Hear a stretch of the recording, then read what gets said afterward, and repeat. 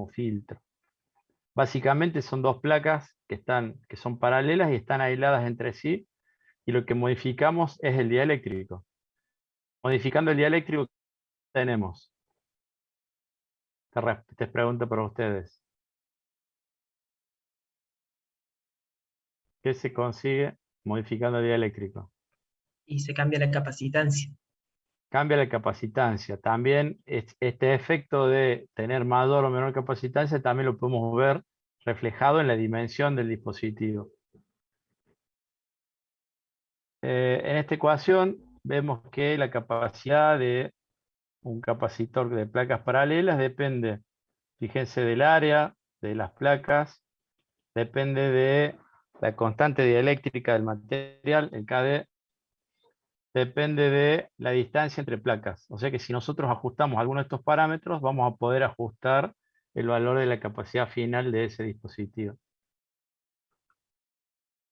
¿Qué debemos tener en cuenta cuando trabajamos con un capacitor? Bueno, tenemos que pensar que no es un elemento netamente capacitivo, sino que por la forma en que está construido y dependerá de la frecuencia a la que trabajemos, se va a ver como un capacitor, lo que sería el número 4, un inductor, el número 1, o una resistencia, el número 2. Fíjense que tengo una inductancia en serie con una resistencia en serie, tengo la capacidad propiamente dicha, y después tengo el 3, una resistencia de pérdida o el aislamiento, y el 5, lo que se llama absorción dieléctrica. Entonces, estamos hablando de un elemento que está compuesto parásitamente por distintos factores.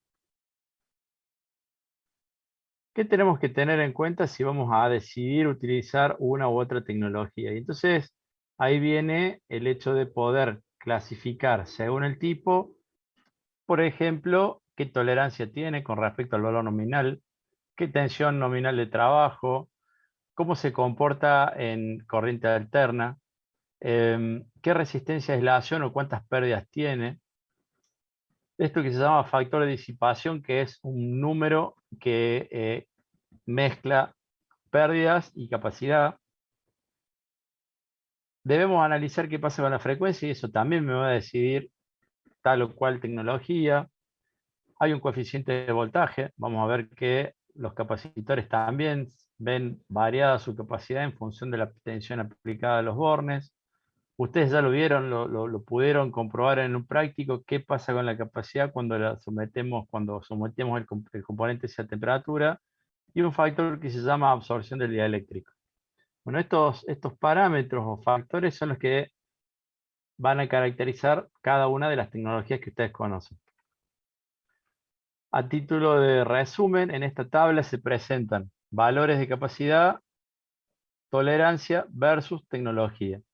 Fíjense que capacitores de bajo valor pueden ser los plásticos o los cerámicos, valores intermedios, vidrio, mica, cerámica, altos valores de capacidad, los electrolíticos.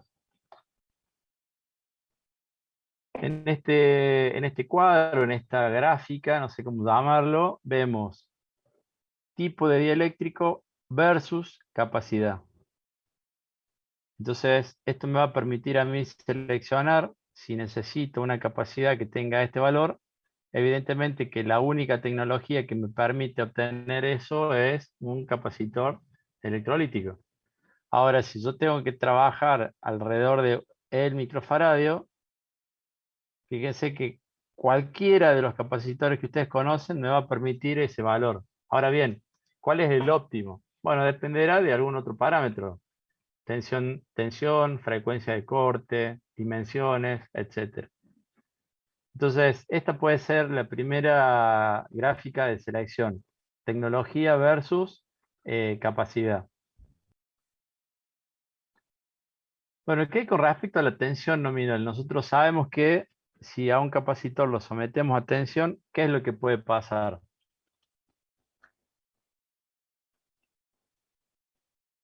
¿Qué dice el chat? ¿Qué puede pasar cuando lo sometemos a tensión? Y la ruptura de dieléctrica. Ruptura del dieléctrico. cuanto más cerca estemos de la tensión nominal, ¿qué va a ocurrir con ese capacitor? Sin que se rompa el dieléctrico. Creo que sufre un mayor estrés. Sufre un mayor estrés, ustedes lo vieron en el práctico número 1. Según la tensión nominal versus la tensión de trabajo, esa relación me permitía aumentar o disminuir el factor de tensión en el estrés térmico, en el estrés en general de ese componente. Bueno, aquí vemos una tabla que resume cuáles son las tensiones nominales para distintas tecnologías. Había una gráfica y ya volvemos para atrás. Fíjense que en este caso también es dieléctrico, o sea, tipo de dieléctrico versus tensión de continuo. Fíjense que si estoy alrededor de los 200 voltios, bueno, casi todas las tecnologías me van a permitir trabajar con esa tensión. Menor tensión, mayor tensión. Vamos para atrás, a ver. Bueno, cuando hablamos de la tensión nominal de corriente continua, tenemos que pensar qué pasa cuando trabajamos en alterna. Entonces, lo que tenemos que ver es valor de tensión pico, pico a pico, las corrientes eficaz, la corriente pico, y si es posible, conocer la forma de onda a la cual nosotros vamos a estar haciendo trabajar ese capacitor. ¿Cuál es la idea? Que nosotros vamos en este caso, una tensión de alterna montada en una continua. Entonces, ¿qué tenemos que garantizar? Tenemos que garantizar que todo lo que nosotros le apliquemos al capacitor esté por debajo de la tensión nominal. Bueno, es nominal. Entonces es importante conocer qué señales son las que le vamos a aplicar para no superar ese valor de umbral y dañarlo por superar el valor máximo o superar el valor de tensión nominal de continua, que es una especificación de fabricante.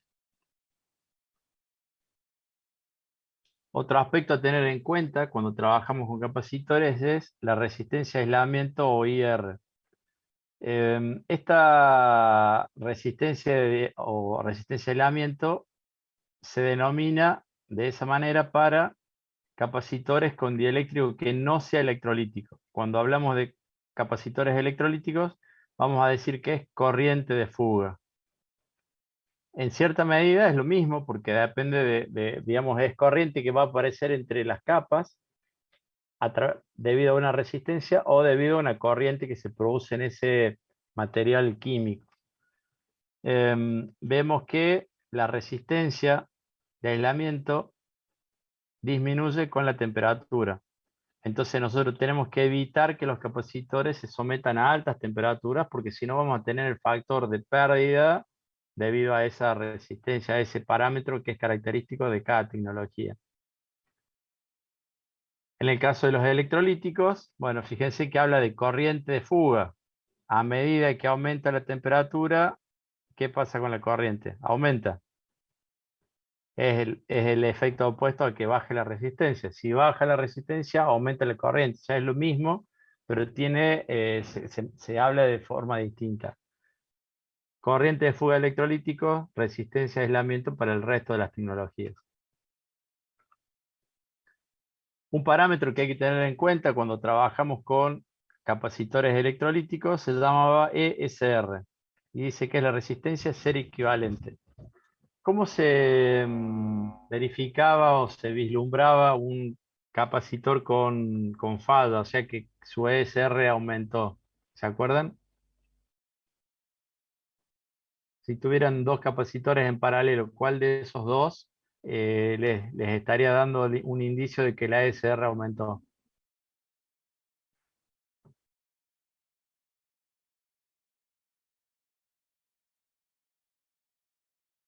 ¿Qué les parece?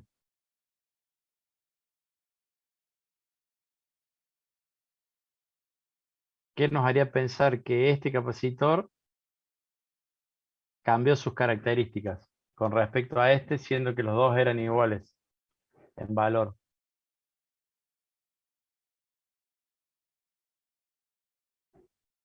¿Qué les parece?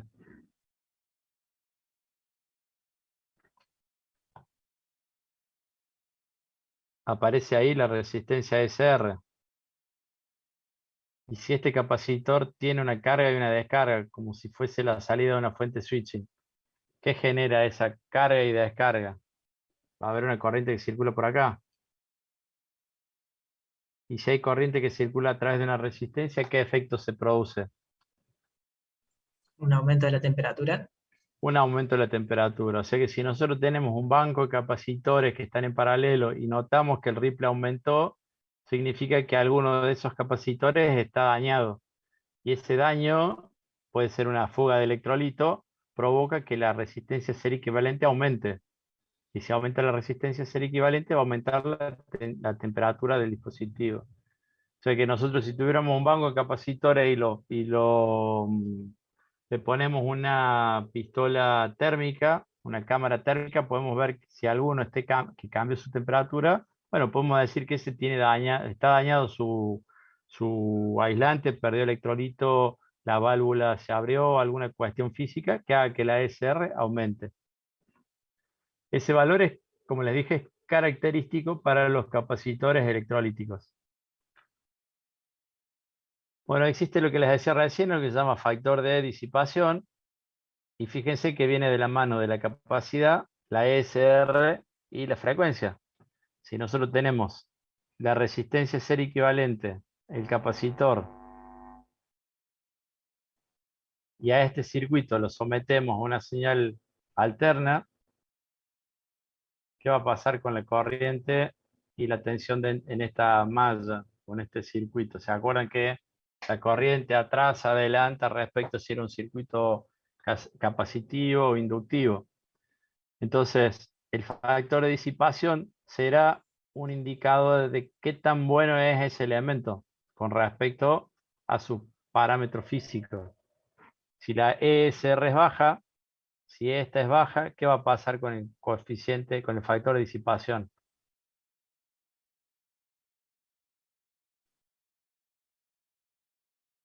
¿Qué les parece?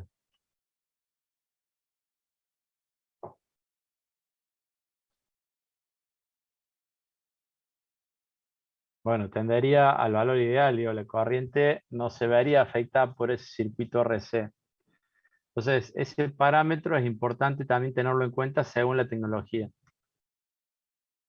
Aquí tenemos factor de disipación versus constante dieléctrica.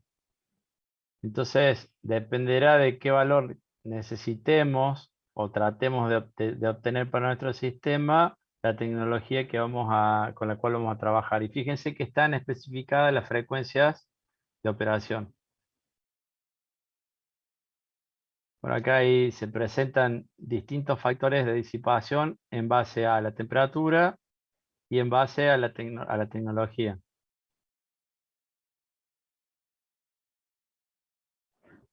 Bueno, recién les decía que el modelo equivalente de un capacitor, bueno, se va a ver afectado por la frecuencia. O según la frecuencia a la que trabajemos, los factores L y R van a ser predominantes con respecto al 4 que sería C. Fíjense, dice, en corriente continua, L y R son de bajo valor. O sea, esta y esta son de bajo valor, o sea que no influyen en el sistema. Cuando aumenta L, RS ya comienza, digo, cuando aumenta la frecuencia, L y RS comienzan a afectar el valor real de C. En un punto determinado, fíjense, va a haber resonancia. Ya tenemos un circuito LC, aparecerá una resonancia y entonces el componente se asemejará a una resistencia. Y a medida que aumenta la frecuencia, el C deja de ser predominante y pasa a ser predominante el L. Entonces es importante, cuando decidimos trabajar con capacitores, conocer cuál va a ser el rango de frecuencias para así elegir la tecnología acorde. Y que el L y el RS propios de la tecnología de fabricación no afecten al circuito. Aquí tenemos frecuencia versus tecnología. tecnología. O sea que yo podría decir que para trabajar en 10 a la 6 Hz sería óptimo usar capacitores plásticos o de vidrio. Bueno, también podrían ser un cerámico de baja pérdida. A medida que aumenta la frecuencia, fíjense que se van haciendo más, digamos, ahora aparecen menos posibilidades. Entonces, el éxito o fracaso de un sistema depende de qué tecnología la que utilicemos. Con respecto a la tensión, vamos a ver que en capacitores cerámicos de clase 2, el cambio de capacidad es importante. En capacitores de clase 1 no se ve un cambio importante de la capacidad versus la tensión. Las filminas que siguen creo que dice que sería clase 1 y clase 2. Con respecto a la temperatura, ustedes habrán trabajado con capacitores de cerámico convencionales y quizás tuvieron la suerte de elegir un NP0 o utilizaron alguna tecnología plástica. Fíjense que la tecnología plástica tiene poca variación con respecto a los cerámicos. Sí, si notaron eso en el práctico de capacitores.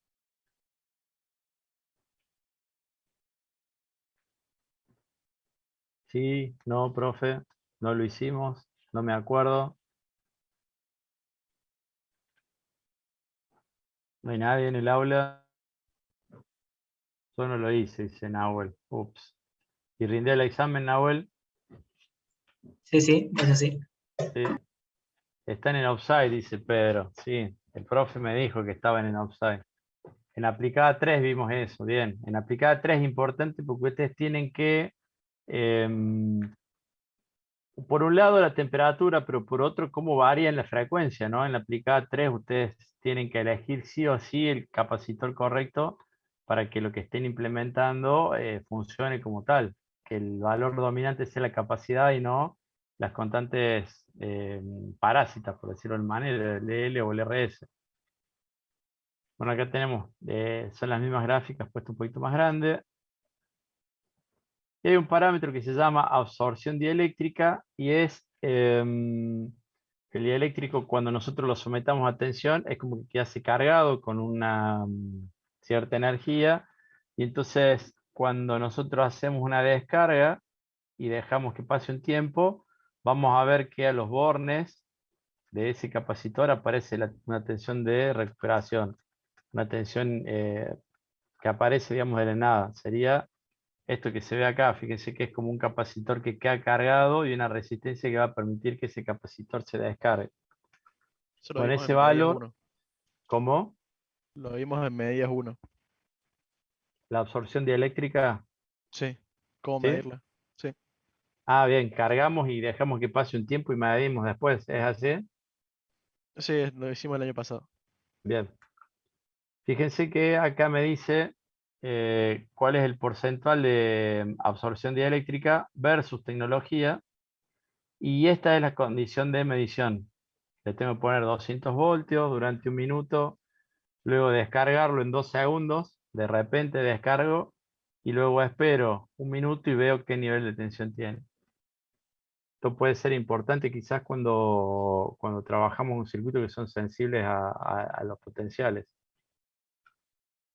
Eh, ¿Qué ocurre cuando un capacitor es sometido a factores ambientales? Bueno, entonces, si le variamos temperatura, ¿qué vamos a afectar? Vamos a afectar la capacidad, vamos a afectar el dieléctrico. Esa variación de dieléctrico va a aumentar la fuga, va a cambiar la tensión de ruptura, se va a producir un cambio en la tensión, en la corriente que circule. Si aumentamos mucho la temperatura, podemos provocar la fuga de electrolitos en el caso de capacitores electrolíticos y por lo tanto acortaremos la vida útil. Bueno, lo mismo pasa con la humedad, lo mismo pasa con la presión. Digamos, los factores ambientales van a ser muy importantes cuando los componentes estén sometidos a esas variaciones de los factores ambientales. uno muchas veces pierde de vista la humedad, por ejemplo, y entonces, qué sé yo, uno va a una fábrica y cuando traspasa el portón de ingreso a la zona de producción, hace calor y hace tufo, digamos, hay calor y humedad. Y nosotros en nuestro laboratorio tenemos esas condiciones, probablemente no. Entonces, si no las tenemos en cuenta al momento del diseño, es probable que esas variaciones de temperatura, esas variaciones de humedad hagan que la vida útil del equipo caiga. Ya le voy a mostrar un ejemplo enseguida con respecto a temperatura. Lo mismo con la vibración o los golpes. Si nosotros tenemos una placa de circuito impreso, este sería un componente SMD, y tenemos un capacitor electrolítico soldado a la placa. ¿Qué precauciones hay que tener con respecto a este electrolítico? Si va a estar sometido a vibraciones.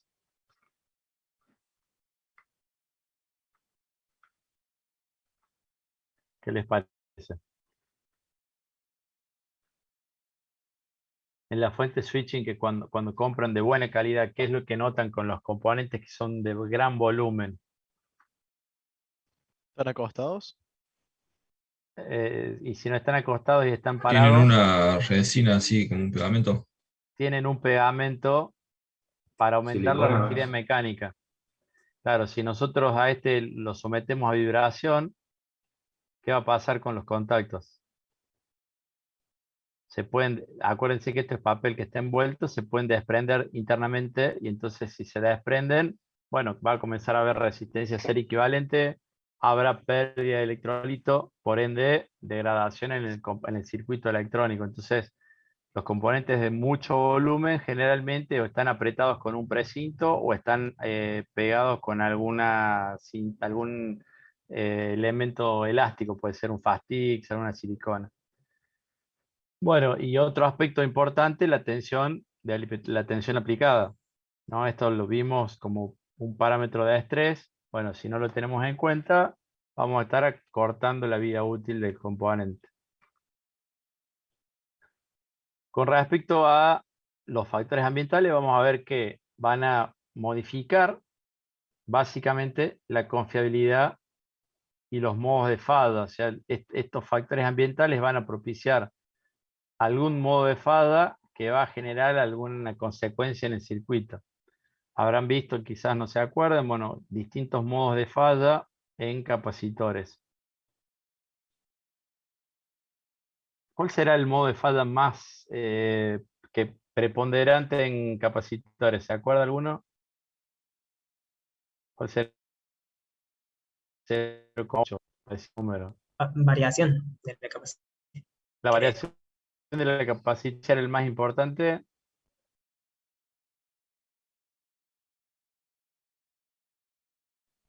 Entonces, nosotros cuando diseñamos, tenemos que tener en cuenta que si es o no importante la variación de la capacitancia en nuestro sistema.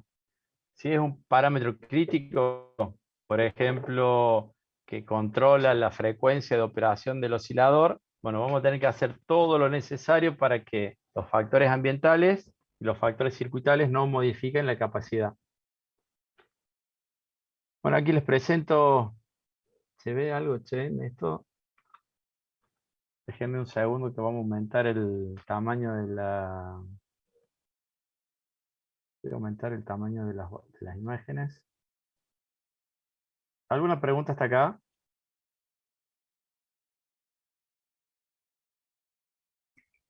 Por ahora no, No. profe. Bien. ¿Tan claro este? ¿Me puedo quedar conforme con el laburo que estoy haciendo? Bueno, Sí, profe, ahí, se entiende. ¿cómo? Que se entiende bien hasta ahora. Bien. Sí, Bueno, sí. ahí les estoy compartiendo una hoja de datos. ¿Puede ser? No, sigue con la filmina. Sí, perdón, la filmina que dice ejemplo de hoja de datos. Ah, sí, está con eso. Sí. Bien, bien. Bueno, aquí tenemos un capacitor que tiene terminal para usar con tornillos. Fíjense el valor de la capacidad. desde 75 microfaradios hasta 1.500.000 microfaradios. Esto sería una especie de ultracapacitor. Fíjense la variación de la tolerancia a la capacidad, rango de operación de temperatura, el voltaje de 16 a 150, de 200 a 500. Me dice cuál es la corriente de pérdida. Fíjense que depende de la capacidad y del voltaje. Me dice cuál es la estabilidad con respecto al tiempo, 2000 horas a 85 grados centígrados. Bueno, me dice cuánto debiera el tope de variación de los distintos parámetros. Me dice cuánto vale la ESR a 120 Hz. Por ejemplo, un capacitor de 73 microfaradios, este que aparece acá, 0,023 ohms. O sea, 23 miliohms es la ESR típica. Aquí tengo otra hoja de datos que me gustó. Ultracapacitores. Fíjense la capacidad de este, del que está la hoja de datos en verde. 1600 faradios. Fíjense cuál es el potencial en el cual trabaja. 2,7 voltios. 1600 faradios a 2,7 voltios. ¿Para qué se puede utilizar un capacitor de este tipo? ¿Qué les parece?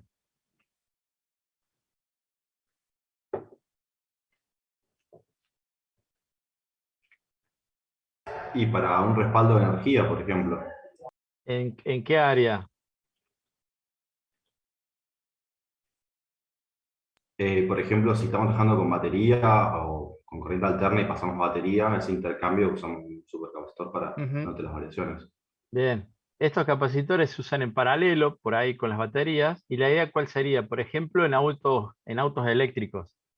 Los picos de corriente para el arranque de los motores requieren que si el pico es muy alto, la batería tenga la capacidad de entregar ese pico de corriente. Entonces, se utilizan ultracapacitores para bajar la capacidad de entrega de corriente de esa batería y que el pico de corriente salga del ultracapacitor. Fíjense acá en el de la derecha, en el de la izquierda, perdón, este que es Nichicon, es de 2,5 voltios y también va de 400 a 2600 faradios. ¿Saben dónde se usa también los ultracapacitores? En dispositivos que en vez de usar una batería, en dispositivos IoT, por ejemplo, ustedes ponen el ultracapacitor en paralelo con el dispositivo y entonces van sensando, van controlando cuánta corriente van consumiendo y cuando ya están por descargarlo completamente, mandan un aviso y ustedes vienen y le aplican un potencial en paralelo y le hacen una carga. La ventaja de los ultracapacitores, ¿cuál puede ser? Contra una batería.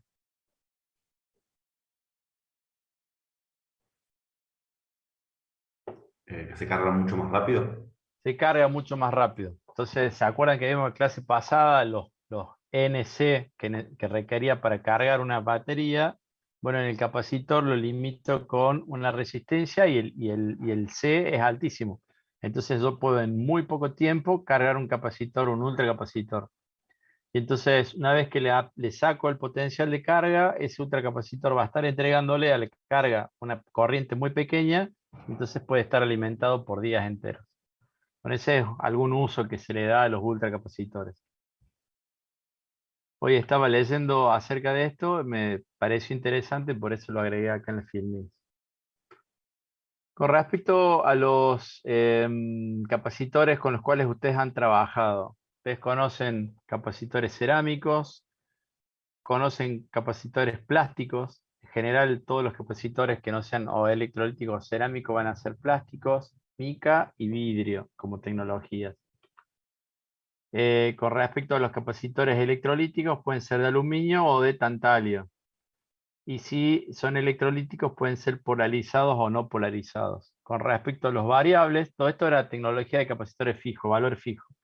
Con respecto a los variables, vamos a tener como dieléctricos, cerámica, vidrio, aire, teflón o mica. Bueno, con respecto a los capacitores cerámicos, vamos a tener básicamente dos tipos, clase 1 y clase 2. NP0 son capacitores cerámicos que tienen la capacidad de variar muy poco en temperatura, y el dieléctrico tiene constante de bajo valor, entre 6 y 500, o sea que van a ser capacitores, más allá de la constante del dieléctrico, van a ser capacitores de bajo valor. Cuando yo aumento el K del dieléctrico, para que el capacitor tenga menor volumen y mayor capacidad, voy a irme a esto que se llaman tipo estable o inestables. Si vemos acá cómo varía la capacidad, el eje de las Y versus temperatura, dependerá del tipo de capacitor, será la variación que tengamos. Fíjense en la gráfica a la izquierda, el NP0 sería este que está aquí, tiene muy poca variación con respecto a la temperatura. ¿Dónde se utilizan los capacitores cerámicos? Depende de la tecnología de hacer el uso. Entonces los tipo NP0 o los tipo BX, ustedes cuando van a los vendedores de componentes, no al vendedor de componentes, cuando ustedes van al mostrador y le dicen dame un capacitor de 100 nanos, cuando dicen eso, el vendedor agarra el que tiene en mano y les entrega. Ahora, si ustedes necesitan específicamente acoplar etapas, por ejemplo, bueno, tienen que garantizar que sea un capacitor tipo BX, porque tiene mejores prestaciones para esa aplicación. Si fuera para circuitos de tiempo, fíjense, es obvio que si es la constante RC de un oscilador, conviene que sea tipo NP0. Entonces ustedes van a buscar la hoja de datos y van a elegir el código específico, la marca específica que sea NP0, para garantizar que no haya variación de la capacidad versus la temperatura. Bueno, acá tenemos un resumen de cuáles son los parámetros a tener en cuenta: capacidad, tolerancia, voltaje, coeficiente de temperatura, resistencia de aleación y temperatura de trabajo. Fíjense lo que les decía, los capacitores NP0, al tener una constante de bajo valor, la capacidad máxima es menor que si fuera un BX clase 2, en donde la constante K es mucho más grande, por ende el valor de capacidad también es mucho más grande. Capacitores versus temperatura, capacitores versus temperatura, capacidad versus tensión. Fíjense lo que les decía hace rato, que si nosotros sometemos a un capacitor cerámico a una variación de tensión a sus bornes, vamos a ver que la capacidad decrece a medida que aumenta el voltaje. Entonces es importante también tener en cuenta esto. Capacidad versus tensión en alterna. Capacidad versus frecuencia. Fíjense cómo los NP0 son más estables. Si bien hay una caída, bueno, son más estables que los que tienen constante mucho más alta. Un capacitor clase 2. Bueno, capacidad versus factor de disipación, esto que les decía hace rato con relación a los parámetros constructivos, RS y L con respecto a C. Aquí tenemos capacidad versus factor de disipación. Aquí tenemos capacidad versus factor Q. Bueno, el factor Q, ¿se acuerdan? Era la relación capacidad versus resistencia serie.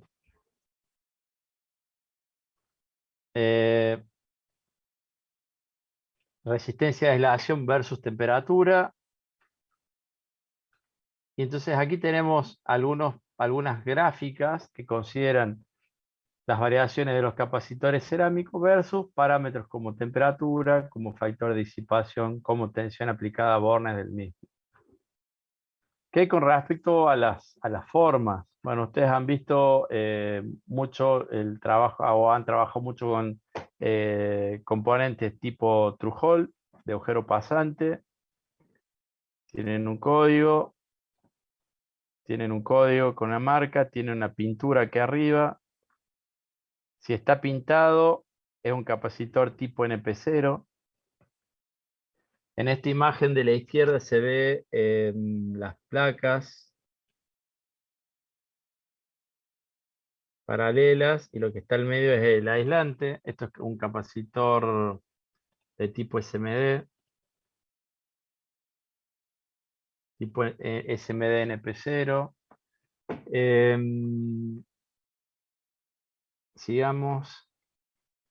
Con respecto a los capacitores, la codificación utiliza el código que ya habíamos visto, en donde 10 es el factor, es el número principal y 4 es la cantidad de ceros. 1, 0 y 4 ceros. ¿Y esto está en qué valor? ¿Qué unidad ponemos acá? Picofaradios. Bien, son picofaradios. Entonces, ese capacitor de 104 es 100 nanofaradios. Y tenemos la posibilidad de indicar cuál es la tensión máxima de operación y también podemos indicar cuál es la tolerancia con la cual el valor nominal viene seteado. En algunos casos, también viene indicado, si fueran capacitores de alta tensión, viene indicada la tensión máxima a la cual podemos trabajar. Si no me indica ni la tensión de trabajo ni la tolerancia, debemos ver qué tecnología es y utilizar valores genéricos para esa tecnología, que estaban en los cuadros anteriores. Bueno, con respecto a los capacitores de mica, si hablamos Profe. de alta, sí. Una pregunta. Cuando en los capacitores, cuando elegimos la tensión de trabajo, ¿no? Por ejemplo, yo tengo la máxima tensión que usar el capacitor es 25 voltios. Sí. ¿Me conviene usar el de 50? O sea, también yo puedo elegir el 50 que es más próximo. Pero si uso unos 630 volt, ¿es lo mismo o hay un factor que me diga que no? Buena pregunta. ¿Podría poner cualquiera de los dos? Sí, para los cerámicos, cualquiera de los dos. Para los electrolíticos, no. Vamos a ver ahora en un par de filminas con relación a los electrolíticos. Y ahí te voy a terminar de responderle pregunta. Bueno, capacitores de mica, dijimos capacitores cerámicos, capacitores de mica. Los capacitores de mica generalmente son utilizados en alta frecuencia. Serían lo mejor en capacitores. En el área militar o es de vidrio o es de mica. Esa es la forma del encapsulado. Fíjense que este es un capacitor que cumple con normativa militar. A ver qué otro dato más hay acá. Fíjense la tolerancia. Medio picofaradio.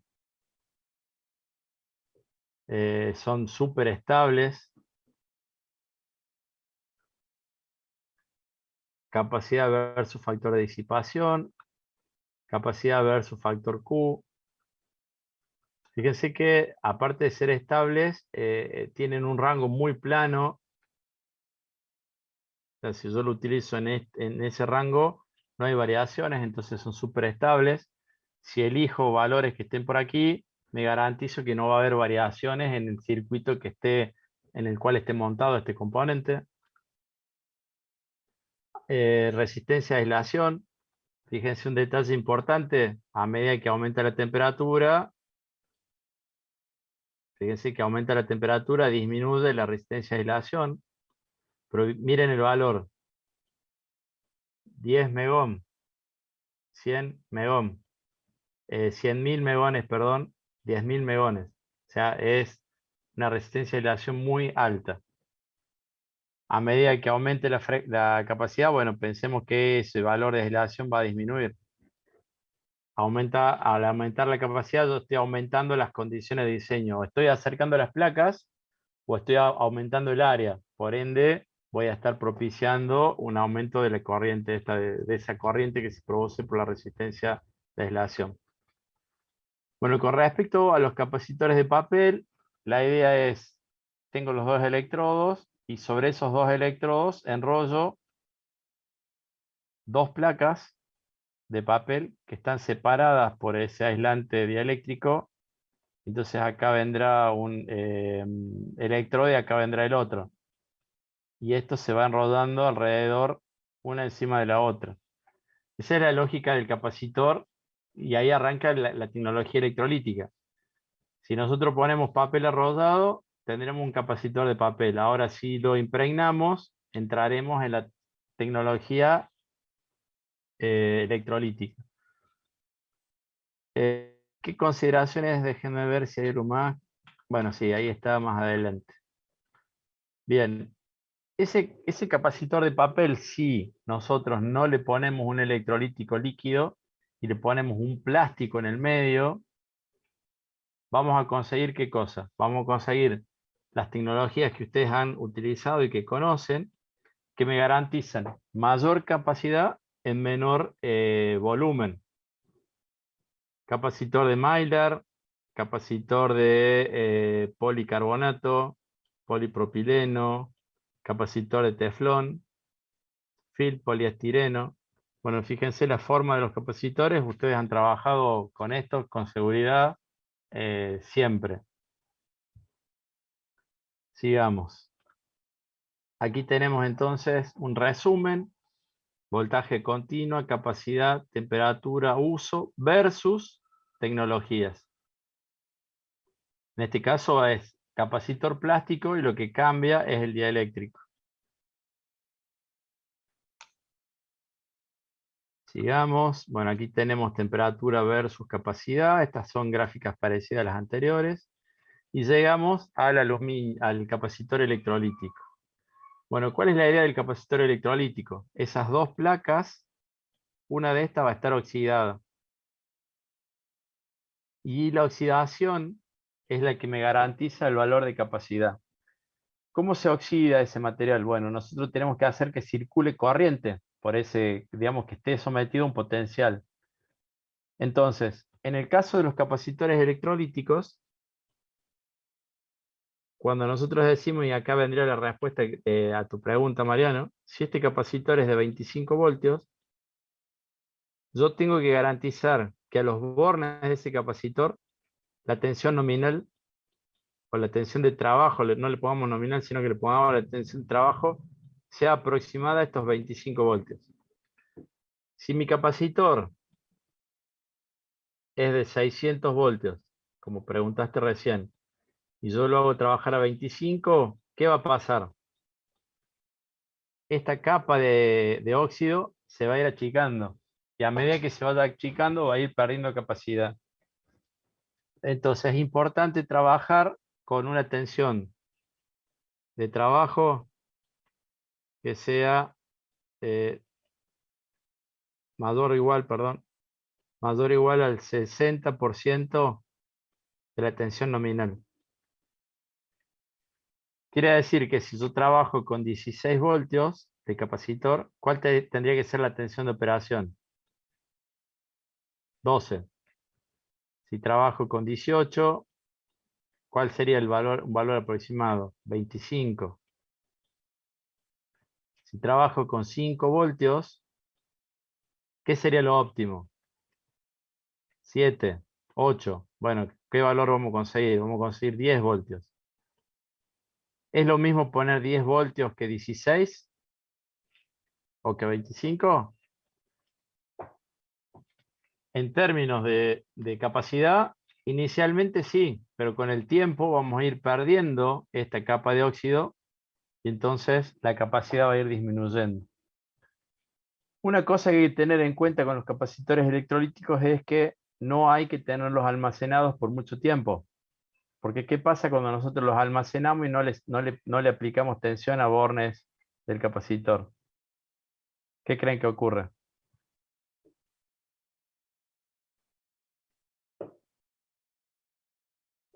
¿Qué les parece? A ver qué dice el chat. Redox, dice Mosía. Están pegados. Se seca, ahí está. Cuando nosotros no le ponemos tensión, esa capa de óxido deja de estar y entonces pierde capacidad. ¿Qué es lo que hay que hacer entonces cuando uno tiene capacitores almacenados de stock? Bueno, hay que aplicarles la tensión nominal, una tensión de trabajo próxima a la tensión nominal para hacer una reactivación de esa capa de óxido.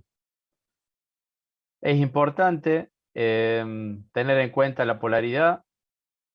es importante tener en cuenta la tensión de trabajo. Si los ponemos en forma inversa, ¿qué ocurre?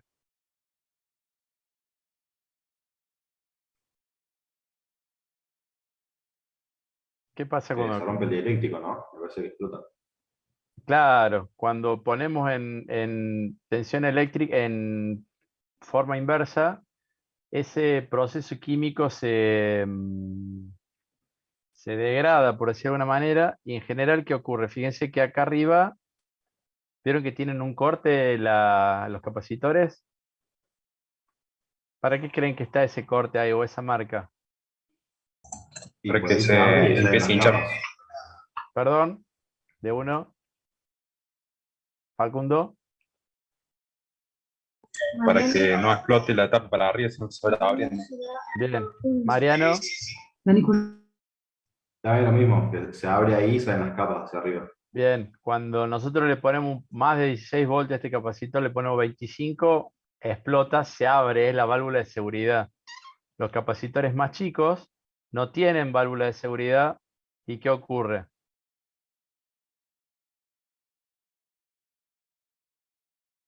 Sale disparado como un cartucho. Así que tienen que tener cuidado cuando arman por primera vez un circuito electrónico que tenga capacitor electrolítico, estar atentos a la polaridad de los componentes y por las dudas, cuando lo conectan por primera vez, mantenerse lejos para evitar alguna explosión en su cara. No es que me haya pasado, eso nunca. Se sale el humo que lo hace funcionar, dice Pedro. En este caso de los capacitores electrolíticos no tienen humo, sino tienen líquido. Y es un líquido bastante ácido, amargo, que si uno lo aspira profundamente le dan muchas ganas de vomitar. No es que me haya pasado. Los capacitores de 4700 por 63 voltios explotan lindo. Bien. Con respecto a los capacitores electrolíticos, podemos tener los de lámina de tantalio. Los de lámina de tantalio vienen polarizados y no polarizados. Suelen ser capacitores que se utilizan mucho en baja tensión. Son muy estables. Fíjense que este tiene un buen margen de tensión inversa en el caso de conexión errónea. ¿Qué hay? Fíjense, se usan para filtrar componentes de corriente continua de baja frecuencia. Ese es uno de los usos. Se usa mucho en medicina. Hay que tratar de que sean tantalio sólido, como en el caso de estos amarillitos.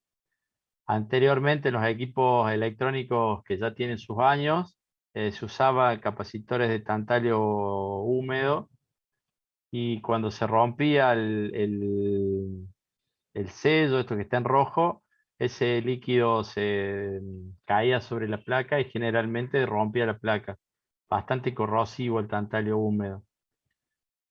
Bueno, fíjense que dice acá son estables en el tiempo y son estables con la temperatura. Así que esas serían como características que lo hacen usables a los capacitores de tantalio. Bueno, aquí vemos variación de la capacidad versus temperatura. Vemos impedancia versus frecuencia. Vemos ESR versus frecuencia. A medida que aumenta la frecuencia, disminuye la ESR. O sea que también es importante ver en qué valor vamos a trabajar y tenerlo en cuenta cuando hacemos el diseño para poder saber si nuestro circuito en el tiempo se degradó o no. Dice Facundo en el chat que los de tantalio explotan peor.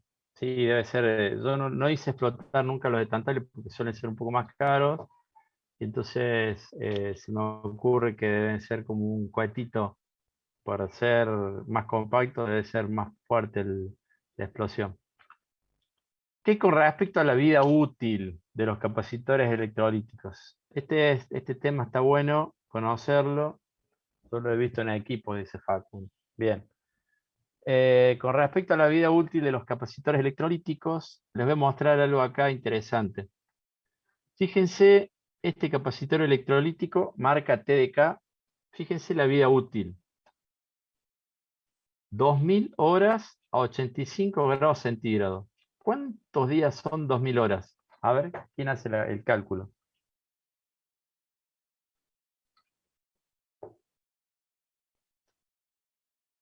A ver, ¿cómo están? 83 días y algo. 83 días, dice Mariano. Fíjense que si nosotros ponemos un capacitor electrolítico, solo va a durar 83 días. ¿Nos sirve eso como componente para nuestros sistemas electrónicos? La verdad que poca vida útil. ¿Qué les parece? Bien. Muy poca. Muy poca vida útil. Bien, los fabricantes saben que si nosotros trabajamos con una temperatura ambiente menor a la máxima para la cual fue fabricado el dispositivo, vamos a extender la vida útil de ese componente.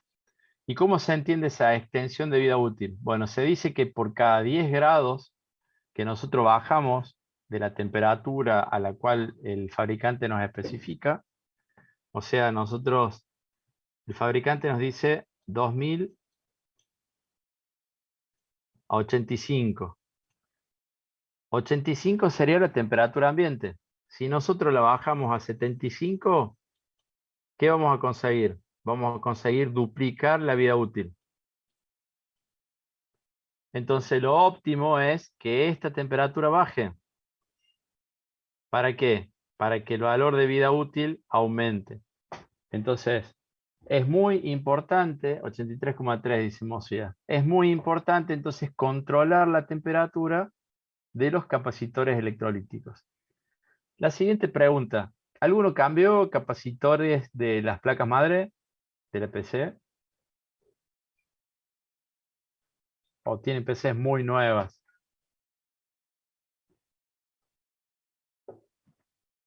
Sí, dice Facundo, ¿de qué características tenían los capacitores que usted tuvo que comprar para la placa madre? Había algo que los caracterizaba. Bueno, no compré, usé otra placa madre y los corté y los puse, pero bueno, no es el ejemplo. Facundo hizo reciclado, muy bien Facundo. ¿Y qué le dio a pensar que ese capacitor reciclado le iba a aumentar la vida útil de esa placa madre? Bueno, particularmente era que los que estaban en la que estaba rota estaban hinchados.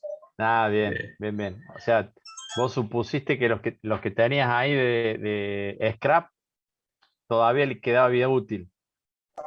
sí, así fue, por lo menos. Así fue. Bien, buenísimo. Bueno, una característica particular de esos capacitores es que en vez de 0,85, la temperatura es 105. Entonces fíjense que arranco acá, 105, el próximo escalón es 95, el próximo escalón es 85. Quiere decir que si el capacitor era de 2000, ahora será de 4000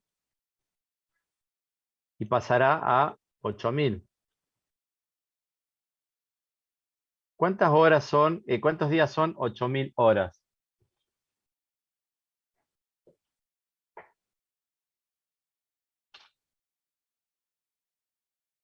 333. 333. Fíjense que con cambiar la tecnología, o sea, con cambiar un capacitor de 85, buscar el que es de 105, ya estoy cuadruplicando la expectativa de vida útil. ¿Está la idea? Nosotros vamos a ver que lo que tenemos que propiciar es que la temperatura baje aún más, y por lo general, cuando hablamos de capacitores electrolíticos que están en una fuente switching, por ejemplo, ¿qué hacemos para que la temperatura baje aún más? Y que toda fuente switching tiene Un cooler. un cooler. Y si no lo tiene el cooler, el fabricante nos dice por dónde tiene que entrar el flujo de aire para aumentar esa transferencia de calor por convección. Bueno, sigamos.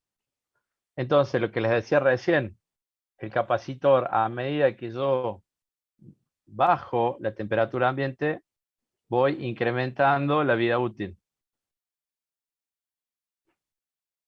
¿Y hasta dónde la voy a incrementar? Bueno, hasta el valor de temperatura que nosotros podamos poner a trabajar el sistema. Aquí tenemos otro ejemplo. Este es un 41.231 y este un 41.252. Aquí tenemos algunos valores de especificaciones para este capacitor 41.231, pero quería mostrarles algo acá. Fíjense, esta es una fuente switching que se ve aquí, es una fuente típica que viene en una cápsula metálica, y el fabricante me dice que tengo que ponerle un ventilador que sople aire en ese sentido. Ahora bien, fíjense el capacitor 6 y el capacitor 23. Son los capacitores críticos del sistema. ¿Qué creen que va a pasar? ¿Cuál va a tener más vida útil? ¿El 6 o el 23?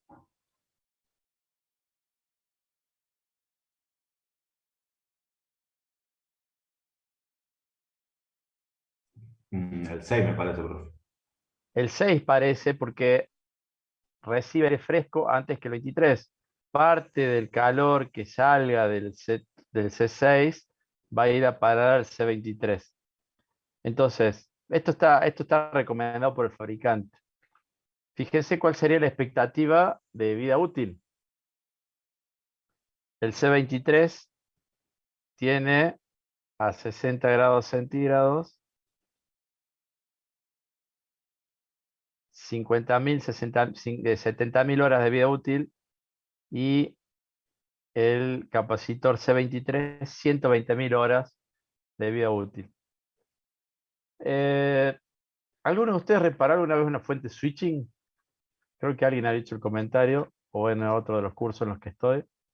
¿Alguien reparó una fuente switching? ¿Qué es lo que cuando la fuente deja de funcionar tienen que cambiar sí o sí?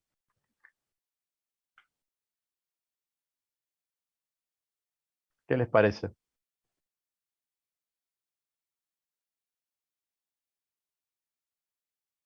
Sí o sí tiene que cambiar los capacitores electrolíticos. Y ni que hablar el capacitor de mayor tamaño, en este caso el C6. Este C6 está conectado en general a la red eléctrica, o sea, viene el rectificador vienen los 220 de alterna, se rectifican y se llevan en continua. Entonces la tensión aplicada a los bornes de C6 será de 300 voltios, por ende va a generar más calor, y entonces es el que se va a ver degradado si el ventilador falla. Si el ventilador falla, ¿qué va a pasar? Vamos a estar haciendo que la temperatura ambiente aumente. Entonces, si la temperatura ambiente aumenta, ¿qué ocurre con la expectativa de vida útil? Fíjense que disminuye muchísimo. ¿Qué es lo que tiene entonces como algo característico las fuentes switching que son más caras? Ustedes que hacen, los que son gamers, que compran esas fuentes que valen como una PC. ¿Qué parámetro será el que digamos que está garantizado? ¿Qué parte del diseño es el que está garantizado? ¿Qué les parece?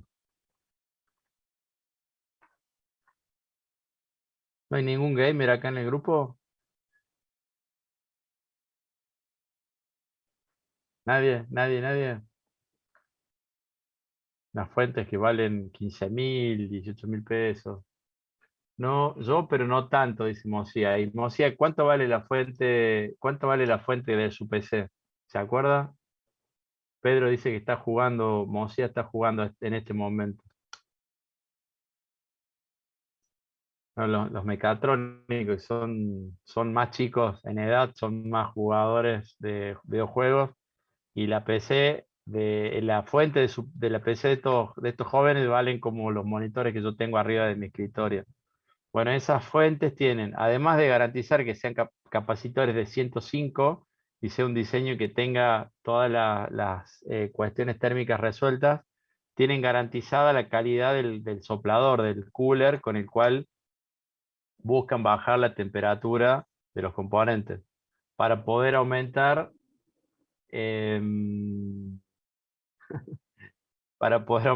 la vida útil. Francisco dice que somos pobres todavía para comprar esa fuente, y cuando cobremos como ingenieros puede ser. Sí, cuando sean padres, le comprarán a sus hijos esas megas PC con esas megas fuentes. Bueno, fíjense que aquí se presenta la expectativa de vida de un capacitor versus otro capacitor que inicialmente el fabricante decía que era de 2000 horas y para otro era de 5000 horas. Francisco dice que va a usar él la computadora, que su hijo se compre la suya. Ignacio le dice que si se recibe. Y Pedro dice para jugar al Buscaminas, sí, tal cual. El juego que tengo instalado en mi computadora, gracias a mi hijo, es un FIFA y hay un Need for Speed y hay un Counter-Strike. O sea que más de eso, nada. A ver. Bueno, fíjense cómo bajando a temperaturas de 55 grados centígrados, fíjense la expectativa de vida de estos componentes. 7 años. Es el valor típico de que dura una fuente de PC de valor comercial convencional. Si ustedes compran una fuente de PC de estas que usan para gamer, ¿qué va a ocurrir? No va a trabajar a 55, sino que trabajará a 75 o a 65. Entonces, la expectativa, y obviamente que los capacitores tendrán que ser para 5000 horas en vez de para 2000. Fíjense que la expectativa está alrededor de entre 4 y 9 años. Estamos hablando de horas continuas de uso. Un servidor de computadoras para data center y demás, la temperatura no está en 55. ¿En qué valor está? Probablemente a 25. Porque tienen megacentros de generación de aire frío. Entonces voy 55, 45, 35, 25. Fíjense que voy a el 64000 lo voy a llevar a 128, a 256, 512 para garantizar la vida útil de ese componente. Bueno, para ir cerrando la presentación de capacitores, existen unos capacitores que se llaman de tipo X o tipo Y, que suelen ser capacitores que se utilizan específicamente en los filtros de entrada EMI de los equipos electrónicos. ¿Qué características tienen que tener esos capacitores? Tienen que ser capacitores robustos con respecto a las probabilidades de falla. Son capacitores que no tienen que fallar al cortocircuito, por ejemplo. No tienen que ser capacitores que tengan mucha deriva con respecto a sus valores. Y entonces dependerá de qué posición ocupen dentro del circuito, será si son tipo X o serán de tipo Y. Fíjense que los capacitores, si fallan el cortocircuito, necesito tener un fusible aguas arriba para evitar una falla catastrófica en la placa. Si fueran a circuito abierto, no pasaría nada. El capacitor dejaría de trabajar. Si cambian de valor, bueno, cambiará las respuestas, tendrá menos rechazo a EMI. Y si modifican su resistencia a aislamiento, bueno, puede ser que aparezca un cortocircuito y entonces sería algo parecido a este efecto. Bueno, nosotros tenemos que evitar que se dé este parámetro, el de cortocircuito, y se dé este parámetro de resistencia de aislamiento. Serían como los puntos extremos que no tendrían a los cuales no tendrían que llegar estos capacitores tipo X o tipo Y. Entonces, ¿cómo sabemos qué tipo de tecnología es? Entonces, fíjense el capacitor 1 y el capacitor Acá dice pesos, pesos, pero tiene que ser un 4. Fíjense, tienen que ser capacitores tipo X. Y los capacitores C2 y C3 tienen que ser capacitores tipo Y. O sea, si nosotros armamos un circuito de filtro, bueno, tenemos que tener esas consideraciones. Tenemos que comprar específicamente un capacitor tipo X o específicamente un capacitor tipo Y. Aquí tenemos la especificación técnica de un capacitor tipo Y. Aquí lo dice. Y según, perdón, tipo X, y según si es X1, X2, Y1, Y2, será la tensión tensado, la tensión de eléctrico.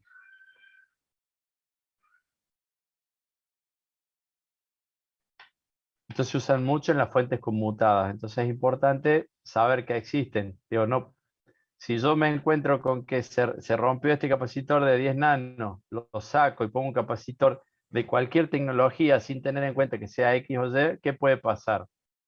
Mientras sea de 10 nanos. ¿Qué les parece?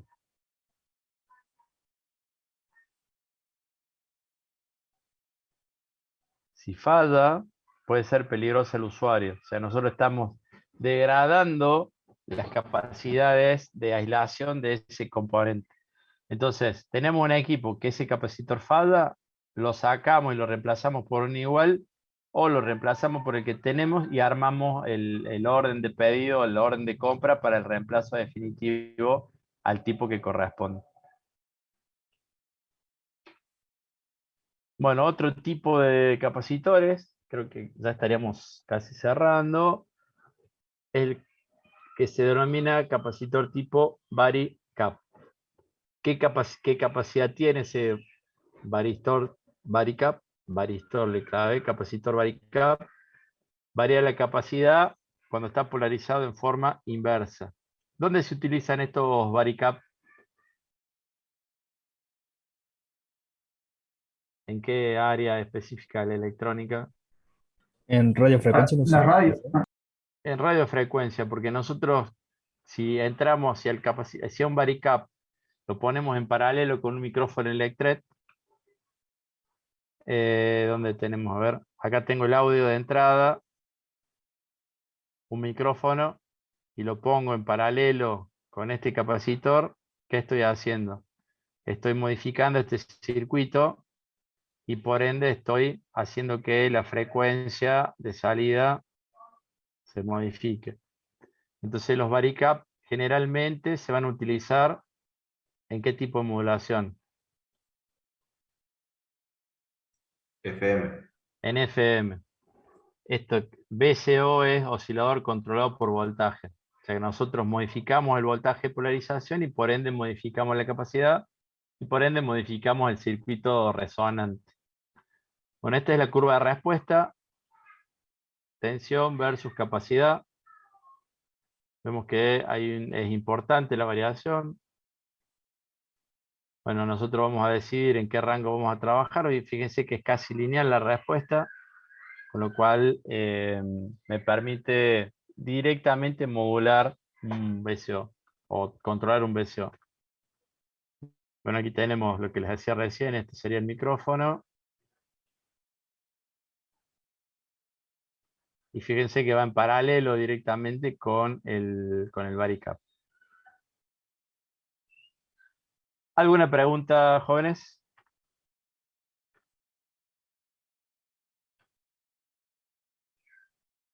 ¿Alguna pregunta? Recording stopped. Profe. ¿Emilio? No, ninguna, profe. Ah, bien. Bien, bien. Bueno, vamos a hacer comentarios. Me gusta la foto de Gustavo ahí que tiene no sé cuántos. ¿Qué aviones son esos, Gustavo? Son los.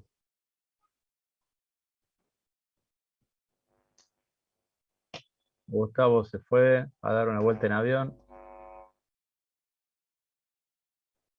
Parecen los tucanos eso.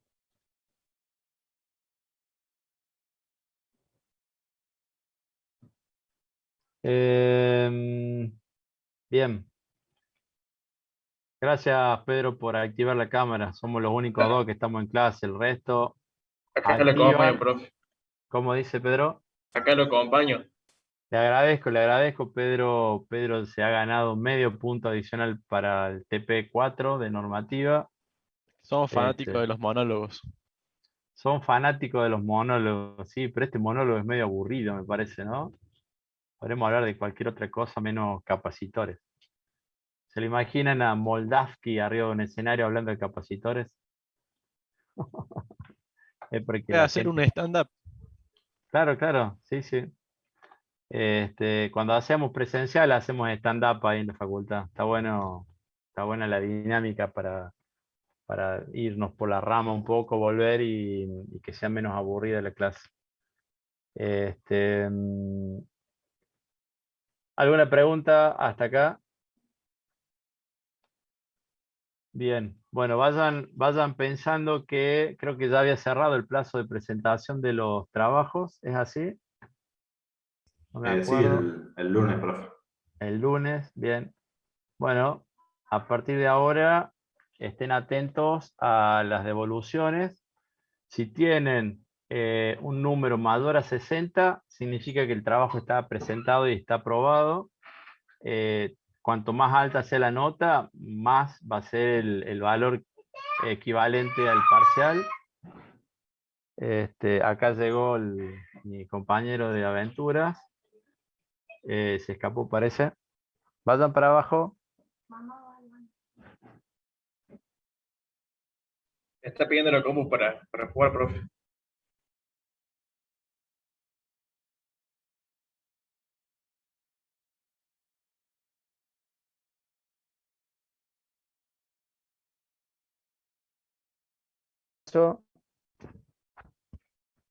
El nuevo alumno preferido. Ahí está el muchacho y allá está el otro, el más grande, que se está escapando allá. Bueno, entonces les decía, si ustedes obtienen una nota menor a 60, significa que tienen que hacer alguna corrección. Y la van a tener escrita ahí a la corrección. Las correcciones las vamos a subir ahí al mismo espacio de aula virtual. En lo posible, generen un nuevo documento que diga corregido y suban ese documento corregido. Si tienen una nota mayor a 60, como les decía, cuanto más alta sea, esa será la nota de su parcial. Si yo les pongo 60 y ustedes quieren mejorar, bueno, miren las observaciones y mejoren lo que diga las observaciones. No, con respecto a la subida, pónganlo a nube. A mí me indica cuando ustedes se atrasaron en la entrega. Atrasarse en la entrega significa que van a tener una merma en la nota final, pero pueden seguirlo subiendo. Si no lo completaron todavía, lo pueden seguir subiendo. ¿Alguna pregunta relativa a esto que estamos hablando de los prácticos? La nota del teórico se promedia con las notas del práctico. Se promedian las notas del práctico por un lado y las notas del teórico por otro, y recién ahí hacemos el promedio final. Entonces hacemos un promedio sobre promedio, que no es lo mismo sumar todo y dividir por el total. ¿Le respondí? Sí, perfecto, gracias. Bien. ¿Alguna otra pregunta, jóvenes? Avise Pedro cuando venga por Córdoba y lo invito a tomar un café. El resto de sus compañeros, olvídense. Hacemos una clase clandestina. Usted sabe que yo estoy yendo a UTN y digo, ¿por qué no podemos ir a hacer clases así de a 10? Dividimos la burbuja y vamos una vez por semana Si no, vamos a a los un espacios. gimnasio y ahí damos la clase. Total, los gimnasios se pueden. De más aburrido tomar clase en un gimnasio, me parece. ¿Cómo decir, Disculpe que Pedro? no, justo me había llamado por teléfono. Y yo Ah, la hice bien. cuando ande por allá. Bien, avise, le invito a tomar un café. Porque de arriba no quieren y están vagos, dice Francisco. Sí, no sé.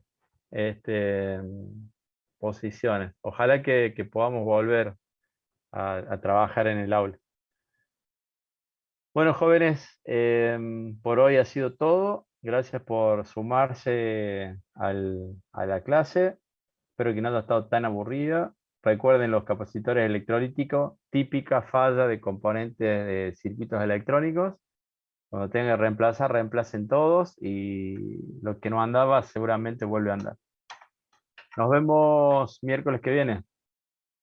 No, directamente no hay que dudar, Pedro, hay que cambiar. Directamente hay que cambiar el capacitor.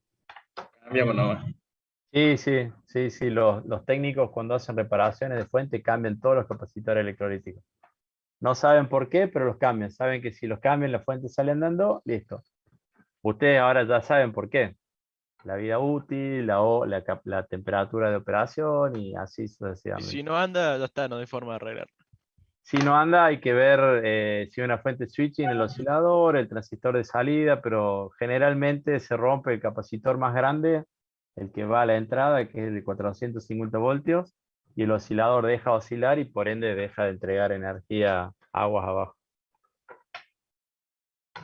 Bueno, jóvenes, los dejo. Gracias de nuevo.